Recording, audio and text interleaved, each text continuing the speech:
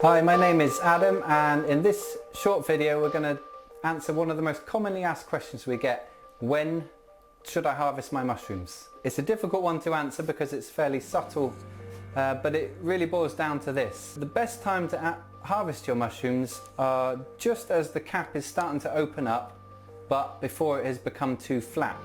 So I've got 3 kits here which just show you what that's like at the different stages of the growing process. So this kit here, you can see that the edges of the caps are still quite nicely turned over, and this is actually just slightly before the ideal point of harvest. This kit in the middle here is at the perfect time to harvest. The caps have started to open up just a little bit, but they're still slightly curved over. And with this kit on the end here, you can see that a number of the caps have opened up fully and begun to flatten out, and really this is a little bit too late to harvest. You'll find if you harvest your kit too late that the texture of the mushrooms is not as good. It's a much thinner mushroom cap and it doesn't last as long, and it's just not such a fine mushroom to eat.